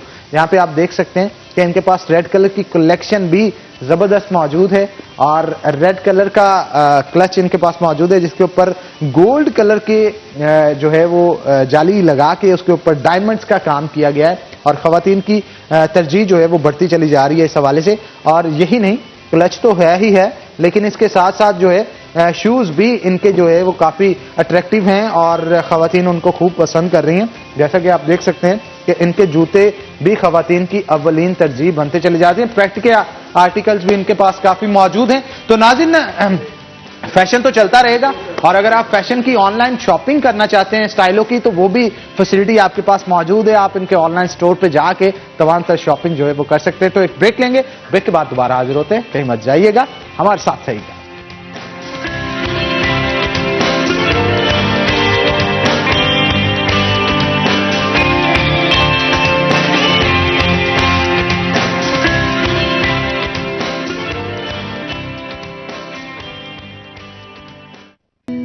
वेलकम बैक नाज़रीन, ब्रेक के बाद खुश आमदीद। नाज़रीन, शहर फैसलाबाद में स्मोक का राज दिन ब दिन बढ़ता चला जा रहा है। फैसलाबाद का शुमार पाकिस्तान के सबसे ज्यादा आलूदा तरीन शहरों में होता है और दुनिया भर की अगर बात की जाए तो एक सर्वे के मुताबिक दुनिया भर के तीसरे आलूदा तरीन शहर जो है वो फैसलाबाद को समझा जाता है। माहौलियाती आलूदगी आखिरकार दिन ब दिन क्यों बढ़ रही है, कहां पे फ्लॉ आ रहा है? हमारी इंडस्ट्रियल जो इंडस्ट्रीज हैं उनकी जान से जो धुआं अमिट किया जा रहा है फिजा के अंदर, उसकी वजह से माहौलियाती आलूदगी बन रही है, हमारी ट्रैफिक की वजह से बन रही है, या इसके पीछे वजूहात जो हैं वो कुछ और हैं। दूसरी जानब देखा जाए तो कोरोना की वजह से बढ़ती सूरत हाल को इसको देखते हुए एनसीओसी की जानिब से ये कहा जा रहा है कि अब सिनेमाज और थिएटर्स को बंद कर दिया जाएगा, जिसकी वजह से हमारे शहर के फनकार जो है वो बहुत परेशान नजर आते हैं। शहर के अंदर सिर्फ और सिर्फ एक सिनेमा था जो कि खुला था, अब उसे भी बंद कर दिया जाएगा, क्योंकि सिनेमा मालकान जो बाकी सिनेमा मालकान थे उनका कहना था कि कोरोना के बाद अब कोई मूवी जो है वो नहीं आ रही थी। अगर सिनेमास को खोला जाए और पुरानी मूवीज इनके अंदर लगाई जाएं तो ज्यादा लोगों का रुझान नहीं होगा।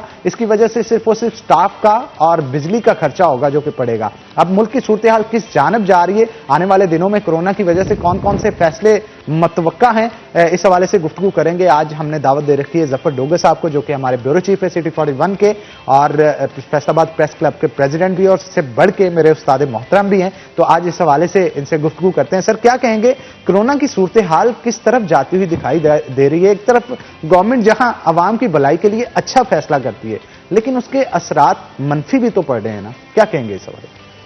बहुत अच्छा मौजू है हनान। हमारी बहुत बड़ी जिम्मेदारी है कि जिस तरह माजी में हमने कोरोना से बचा के यहाँ तक पहुँचे, और अल्लाह ताला का लाख लाख शुक्र है कि पाकिस्तान कम से कम मुतासर हुआ।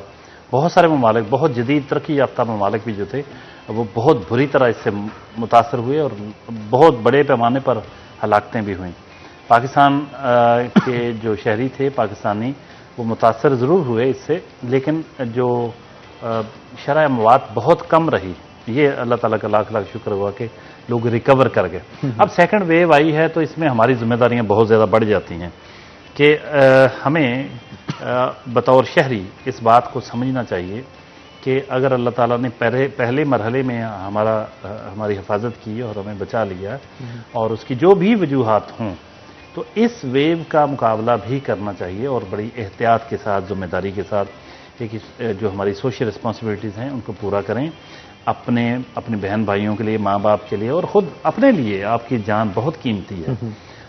थोड़ी सी जो जिम्मेदारी है, एक अच्छा जिम्मेदाराना रवैया जो है वो आपको इससे महफूज रख सकता है। आप मास्क पहनते हैं, सोशल डिस्टेंसिंग करते हैं, ये दो बेहतरीन तरीके हैं कोरोना से बचने के लिए। और बाकी बहुत ज़्यादा बारीकी में जाने की बजाय अगर सिर्फ इन दो चीज़ों पर अमल कर लिया जाए कि सोशल डिस्टेंसिंग बरकरार रखी जाए और मास्क पहना जाए, तो मेरा ख्याल कि मैक्सिमम जो है ना कोरोना पर काबू पाया जा सकता है। स्मोक बढ़ रही है इसके साथ साथ जो आपने देखा, और फ़ज़ाई आलूदगी फैसलाबाद में खतरनाक विजिबिलिटी कितनी कम हो गई है। हाँ, और उसकी वजह यह है कि हमारे शहर में अनफॉर्चुनेटली, जैसे आपने कहा कि ये दुनिया के आलूदा तरीन शहरों में से एक है, बल्कि जो पहले 2-3 नंबर आते हैं उनमें से है। ये बहुत ही अफसोसनाक बात है। यहाँ के इंडस्ट्रियलिस्ट जो है उनका फ़र्ज़ है, और ये हमारे मुतल्लिका महकमों का भी फ़र्ज़ है कि वो उन तमाम मेजर्स को अडॉप्ट करें। अगर कहीं रुकावटें आ रही हैं उसे हाईलाइट करें। अब तब्दीली का नारा लेके ये गवर्नमेंट आई है, तो इनको थोड़ा सा तब्दीली के लिए रोल अदा करना चाहिए कि किस तरह से इसको मुमकिन बनाया जा सके कि आप जो फैक्ट्रियाँ हैं बदकिस्मती से यहाँ ज़ेर ज़मीन डंप करती हैं वेस्ट वाटर जो है, वाटर ट्रीटमेंट प्लांट नहीं लगाए जाते, वेस्ट वाटर ट्रीटमेंट प्लांट नहीं लगाए जाते, तो उसके नतीजे में क्या होता है कि अब भी आलूदगी फैलती है। ज़ेर ज़मीन पानी मुज़र सेहत हो चुका है, पीने के काबिल नहीं रहा फैसलाबाद का पानी। और वासा जो है वो सारी आबादी को पानी की सप्लाई में बुरी तरह नाकाम है। ऐसे में आप हैरान होंगे कि हमारे शहर में, इतना बड़ा शहर जो पंजाब का सबसे ज़्यादा रेवेन्यू देने वाला ज़िला है, उसमें एक भी वो आला मौजूद नहीं जो आलूदगी को उसको जांच सके कि इस वक्त शहर में आलूदगी क्या है। हमें आलूदगी इंटरनेशनल वेबसाइट से लेना पड़ती है कि फैसलाबाद में इस वक्त आलूदगी की शरह क्या है। ये अफसोस वाली बात है कि यानी इतने बड़े शहर में एक आलूदगी नापने का पैमाना ही मौजूद नहीं है। तो आप इससे अंदाज़ा करें कि हमारी हुकूमत कितनी संजीदा होगी आलूदगी पर काबू पाने में। तो आलूदगी से जो बीमारियां जन्म ले रही हैं, जिस खौफनाक किस्म के मसाइल का सामना है, आप देखें, ये तो एक्सपर्ट ओपिनियन तो डॉक्टर ही देगा, लेकिन जनरली हम जो देखते हैं, जो डॉक्टर्स ही बताते हैं कि जो सांस की बीमारियों की सबसे बड़ी वजह आलूदगी पाई जा रही है, वो फ़ज़ाई आलूदगी हो, आबी आलूदगी हो, पेट के अमराज और मुख्तलिफ किस्म की बीमारियां जो हैं वो फैल रही हैं। और आलूदगी की वजह से ही यानी हमारे जो जितनी भी पेचीदगियाँ आ रही हैं हमारी बॉडीज़ में, और आज की नौजवान नस्ल को जब आप देखते हैं तो लगता नहीं है कि ये जो पहले माजी में तो लंबी जिंदगियां पाते थे लोग, लेकिन अभी तो देख के लगता है, इनकी सेहतों को भी देख के लगता है कि ये खुदा न खास्ता ये तो तभी उम्र भी पता नहीं पूरी करते हैं या नहीं। इसलिए बहुत ज़्यादा ज़रूरी होता है कि आप जो हेल्थ के मामलात हैं, बीमारियों से अगर बचना चाहते हैं, सेहतमंद ज़िंदगी और तंदुरुस्त नस्ल पैदा करना चाहते हैं, तो आपको आलूदगी के हवाले से ख़ास तौर पर काम करना चाहिए। और फैसलाबाद जो है, जो सबसे ज़्यादा रेवेन्यू देता है, तो उसका ज़्यादा राइट है कि वो रेवेन्यू उस पर खर्च किया जाए। बदकिस्मती से ऐसा नहीं हो रहा। और बहुत सारे जहाँ दीगर मसाइल हैं, उसमें एक मसला ये भी है कि हमारे यहाँ आलूदगी पर काबू पाने के लिए हुकूमत जो है कुछ भी नहीं कर रही, हत्ता कि वो आला तक मौजूद नहीं जो ये बता सके कि फैसलाबाद में इस वक्त आलूदगी कितनी है। सर, महकमा माहौलियात की बात कर लेते हैं। 41 हमारे शहर में किसी शख्स को रोने से लेके हंसता तक दिखाती है। अगर महकमा माहौलियात की जानिब से कोई भी कार्रवाई की जाती, नजर तो आती ना सर, कोई कार्रवाई नहीं की जा रही। कौन सी फैक्ट्रियां जिन पे छापे मारे जा रहे हैं? आपके सामने चिमनियां जल रही होती हैं, काले धुएं निकल रहे होते हैं। जिगजैग टेक्नोलॉजी की बात की जाती है कि भट्टों के अंदर इंस्टॉल कर दी गई है, कितने भट्टों के अंदर की गई है ये नहीं बताया जाता। एक अंदाजे के मुताबिक अगर देखा जाए फैसलाबाद के अंदर कितने भट्टे हैं जिनके अंदर जिगजैग टेक्नोलॉजी और किन के अंदर नहीं है। फिजा को आलूदा किस तरह से किया जा रहा है? सरेआम रूढ़ियों के ऊपर गंद को जलाया जा रहा है, कार्बन डाइऑक्साइड निकल रही है, काला धुआं निकल रहा है, फिजा को आलूदा कर रहा है। आखिर ये तमाम चीजों को संभालेगा कौन? महकमा माहौलियात कहीं पे भी काम करता हुआ नजर नहीं आ रहा। महकमा माहौलियात का हाल तो मैंने बता दिया कि उनके पास एक वो आला भी मौजूद नहीं जो इसको नाप सके। इनको फैक्ट्रियों में दाखिल होने की भी इजाजत नहीं मिलती। तो इतने सख्त कवानीन बन गए हैं कि यानी किसी इंडस्ट्री वाले को डिस्टर्ब ना किया जाए। अब जब ये सूरत हाल हो कि ना तो आपके पास मुनासिब मौसर इफेक्टिव लेबॉर्ट्री हो, ना आपके पास आलात हो, ना आपके पास मैन पावर हो, ना आपके पास रिसोर्सेज हों, तो आप क्या करेंगे? महकमा माहौलियात बराए नाम एक अदारा है फैसलाबाद में जिसके पास कुछ भी नहीं, ना इख्तियार है ना वसाइल हैं। तो ऐसे में उससे ये तवक्को करना कि वो कोई मौसर रोल अदा कर सके, ये बिल्कुल हमारी खाम ख्याली होगी। और मैं समझता हूँ कि सबसे ज़्यादा आपने बिल्कुल सही कहा कि सिटी 41 जो दिखाता है कि हो क्या रहा है शहर में, हंसने रोने की सब बातें बताता है। तो ये हमारे लिए एक रोने का, फिक्रमंदी का मुकाम है कि फैसलाबाद में फ़ज़ाई आलूदगी हो, आबी आलूदगी हो या शोर की आलूदगी, किसी किस्म की आलूदगी पर काबू पाने के लिए महकमा माहौलियात कुछ भी किरदार अदा नहीं कर रहा और ना उसके बस की बात है। सर, हुकूमत इतना इग्नोर कर रही है इस शहर को, यानी दुनिया के गंदे तरीन शहरों में इसका शुमार माहौलियाती आलूदगी के हिसाब से होना शुरू हो गया है। उनकी तरजीहात में ही हम शामिल नहीं है और रेवेन्यू पंजाब में सबसे ज्यादा हमसे लेते हैं। आखिरकार चाहते क्या है ये? देखिए, ये बहुत अहम बात है। हम हमेशा ये उठाते हैं ये मामला कि हमारा शहर सबसे ज्यादा रेवेन्यू देता है, लाहौर से भी ज्यादा रेवेन्यू देता है। तो जब सबसे ज्यादा रेवेन्यू देने वाला जिला है हम, तो हमारे यहाँ बहुत सारे मसाइल, बहुत सारी हमारी ज़रूरतें हैं। यहाँ बड़े जदीद हॉस्पिटल्स की बहुत शदीद कमी है, यहाँ मैटरनिटी हॉस्पिटल्स की बड़ी शदीद कमी है, ओवरहेड ब्रिजेस की, अंडरपासेस की ज़रूरत है, वो नहीं है। यहाँ हमारे सिग्नल अक्सर ख़राब रहते हैं शहरों के। हमारे शहर की सड़कें टूट फूट का शिकार हैं। यहाँ कोई बड़ा प्रोजेक्ट नहीं बना। फ़ज़ाई आलूदगी तो इतनी ज़्यादा बढ़ी हुई है कि लोग बीमारियों का शिकार हैं। आए रोज़ बीमारियाँ इतनी ज़्यादा फैलती जा रही हैं, अस्पताल आबाद हो रहे हैं, खेल के मैदान जो हैं वो सुनसान हो रहे हैं। तो ये ऐसे में मैं समझता हूँ हमारा बिल्कुल बजा मुतालबा है। फैसलाबाद के शहरियों का केस हम लड़ते हैं, सिटी 41 के प्लेटफॉर्म से लड़ते हैं और ये याद दहानी बार बार करवाते हैं गवर्नमेंट को कि ये उसकी जिम्मेदारी है। अच्छा, दो हवालों से आप देखें कि पीटीआई की गवर्नमेंट की इसको लाने में भी फैसलाबाद का बड़ा रोल है। यानी खुद फैसलाबाद के अरकान असेंबली ये बात उठाते हैं, ये बात करते हैं जी कि हम तो आपको लेके आए हैं, हमारी वजह से इस वक्त गवर्नमेंट इख्तिदार में है। जब पार्टी इख्तिदार में है और उस शहर को जिसकी वजह से इख्तिदार में है उसको इस बुरी तरह इग्नोर किए जाना, ये बहुत खौफनाक बात है, बहुत ही एक मैं समझूंगा कि गलत और बुरी बात है। और ख़ास तौर पे जब वज़ीर आला पंजाब यहाँ आके अनाउंस करते हैं, 13 अरब रुपए के प्रोजेक्ट्स का ऐलान करते हैं, और उस मौके पर आपको याद होगा मैंने ये वज़ीर आला साहब को याद दहानी भी करवाई कि सीएम साहब आपका आना बहुत अच्छी बात, खुशी की बात, और अब आप जो प्लान दे के जा रहे हैं। मैंने उनसे ये सवाल किया था कि एक साल पहले आप इसी जगह इसी मकाम पे खड़े होकर कुछ प्रोजेक्ट्स का आपने ऐलान किया था, उनके लिए अभी तक कोई रकम नहीं दी गई। तो जो 19 अरब के प्रोजेक्ट्स का, तो ये जो है अभी फिर उन्होंने 13 अरब रुपए का ऐलान किया, लेकिन अभी तक फैसलाबाद को एक पाई तक नहीं मिल सकी। ये एक जो बेइतनाई है और फैसलाबाद के साथ एक सौतेली माँ का सलूक हो रहा है, ये किसी तौर पर भी काबिल कबूल नहीं हो सकता। मैं समझता हूँ कि फैसलाबाद के जो अरकान असम्बली हैं पीटीआई के ख़ास तौर पे, उनकी ये बहुत बड़ी रिस्पॉन्सिबिलिटी है कि अवाम ने जिस एतमाद का इजहार उन पे किया था उनको वोट देकर, उसका कर्ज है उन पर, वो अदा करें और शहर को अगर वो आगे नहीं ले जा सकते तो कम से कम जहां था उसको वहां बरकरार रखने में तो अपना रोल अदा करें। अच्छा सर, आपको पब्लिक पॉपुलैरिटी की अगर बात करें फैसलाबाद के अंदर जो सूरत हाल चल रही है, आपको क्या लगता है अभी कौन सी ज्यादा पार्टी फाल है यहाँ पे? मुस्लिम लीग नून है या पाकिस्तान पीपल्स पार्टी है या पीटीआई? देखिए, एक वक्त होता था जब मुस्लिम लीग नून का दौर था तो आप यकीन करें इतनी ज्यादा उनकी एक्टिविटी होती थी, इतनी ज्यादा एक्टिविटी कि हमारे लिए उसको कवर करना मुश्किल हो जाता था।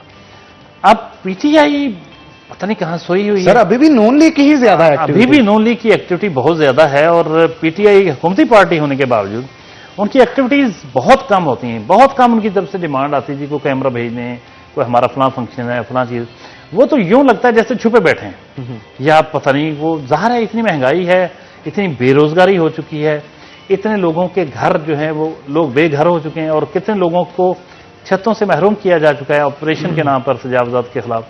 तो अब मेरा ख्याल है कि पीटीआई की लीडरशिप जो इलेक्टेड रिप्रेजेंटेटिव हैं उनके लिए अवाम को फेस करना मुश्किल है, इस वजह से इसके वो ऊपर अवाम में नहीं जाते। मजीद सर गुफ्तगू करेंगे, लेकिन एक छोटी सी ब्रेक के बाद। तो नाज़रीन, एक ब्रेक लेंगे, ब्रेक के बाद दोबारा हाजिर होते हैं। कहीं मत जाइएगा, हमारे साथ रहिएगा।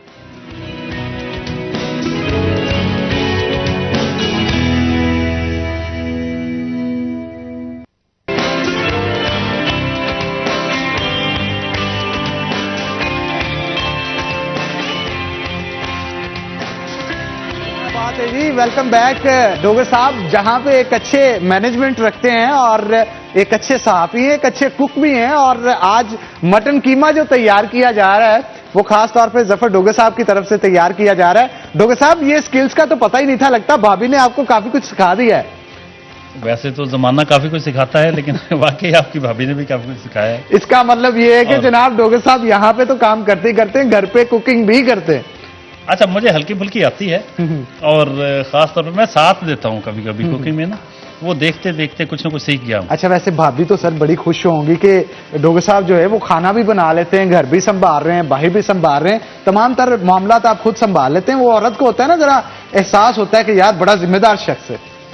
अच्छा, वैसे तो कोई घर में होता ही कोई ना कोई सफाई करने के लिए और कोई बर्तन किचन वगैरह के लिए, लेकिन जब कभी कोई ना आए तो बर्तन वगैरह धोना, उनको असिस्ट करना खाना पकाने में, ये कभी कभी संभाल लेता हूं। आप बर्तन भी धोते हैं उनके साथ? वो तो मैं बड़े अच्छे तरीके से धो लेता हूँ।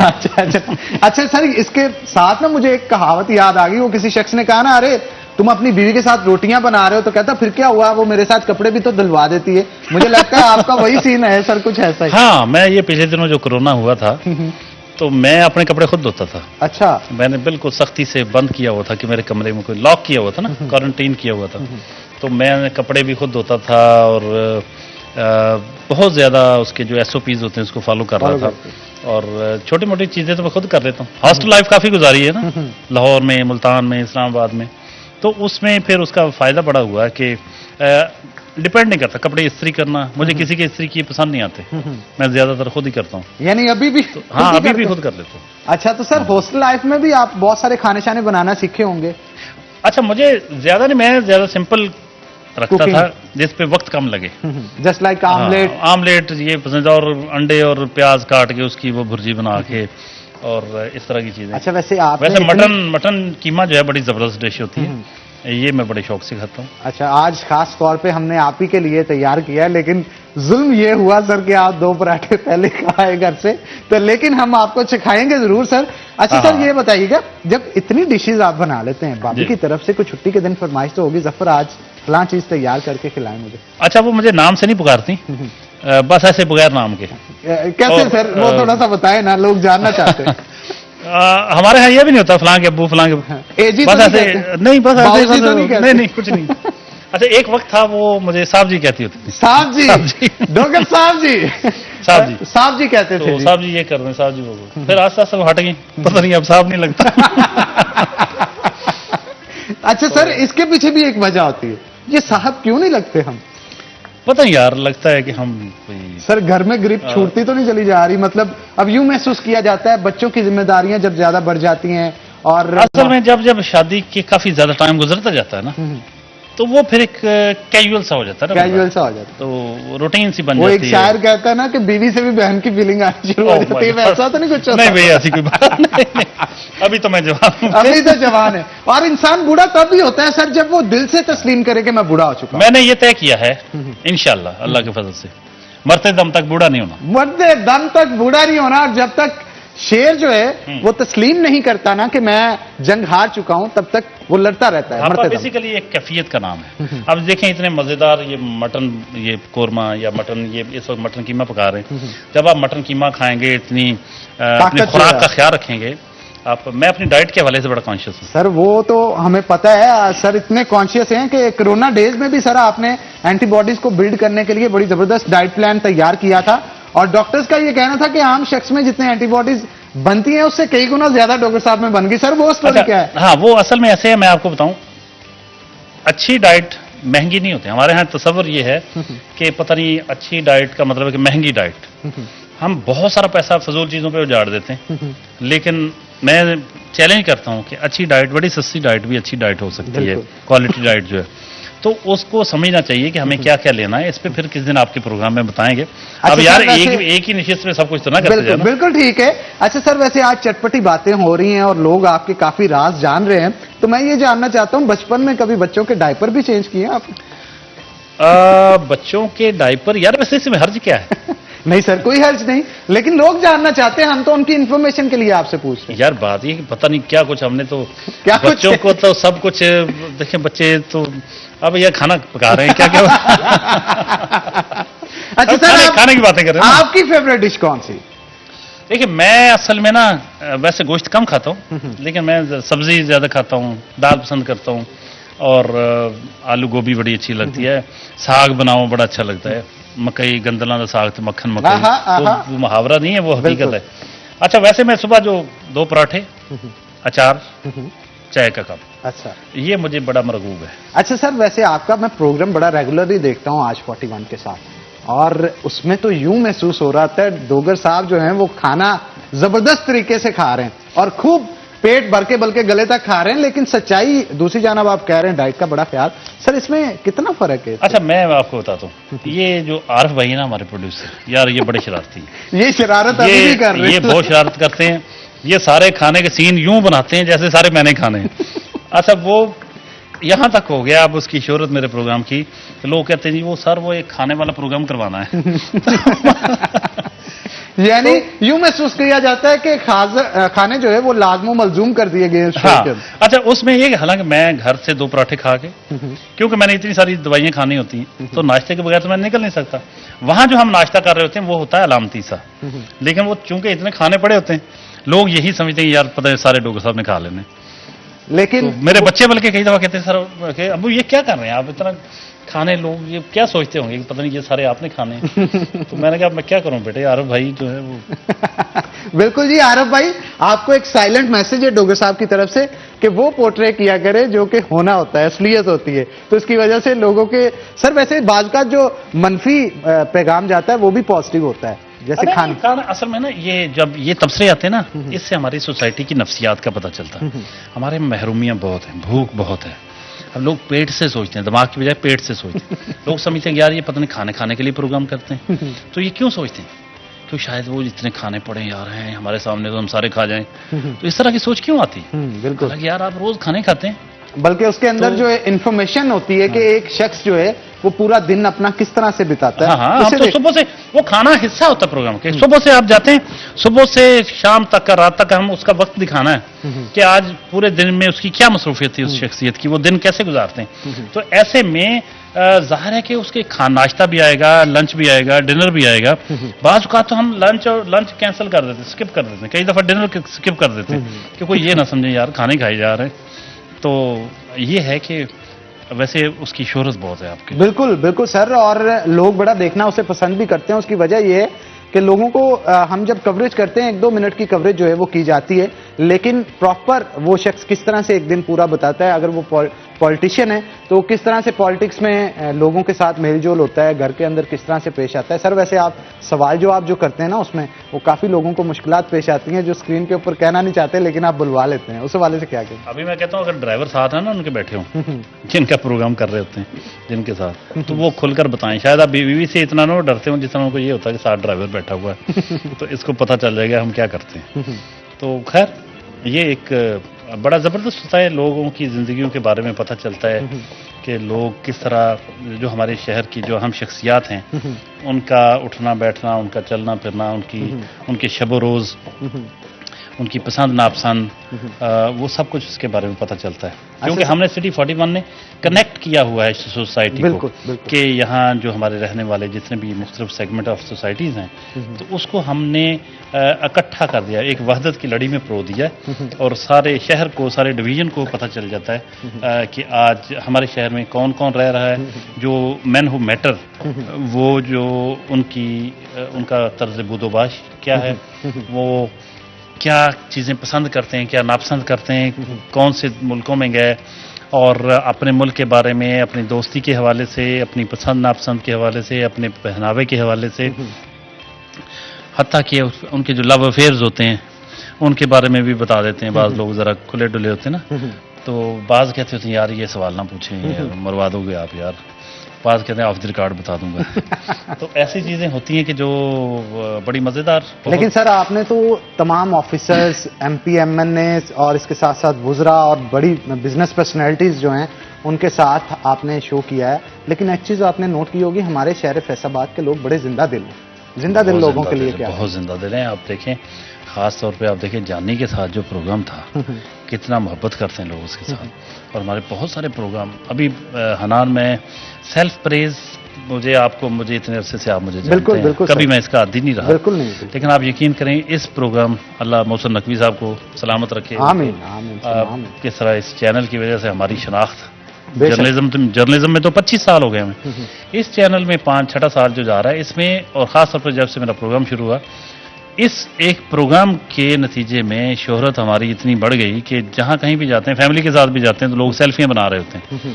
तो ये एक चैनल की वजह से ये सारी माशाल्लाह इज्जत अल्लाह ताला ने जो दी हुई है, तो अल्लाह इस सारे सेटअप को सलामत रखे। अल्लाह ताला आपको भी, आपका शो बड़ा पॉपुलर है। बिल्कुल सर, बिल्कुल, ये आपकी दुआएं हैं और आप ही का लगाया हुआ पौधा है जो फल फूल रहा है। तो इसी के साथ नाज़रीन आज के प्रोग्राम से इजाजत दें, लेकिन इजाजत देने से पहले मैं आपको दिखाता चलूं कि डोगर साहब ने आज मटन कीमा जो तैयार किया है, इसकी महक जो है यूं महसूस हो रहा है कि मुंह में पानी की नदियां बह रही हैं, और जैसे ही शो खत्म होगा हम लाजमी इसे टेस्ट करेंगे भी और सर को भी करवाएंगे। तो इसी के साथ नाज़रीन आज के प्रोग्राम से अपने मेजबान हन्नान बुखारी को दीजिए इजाजत। इंशाल्लाह कल होगी आपसे मुलाकात, तब तक के लिए अल्लाह हाफिज।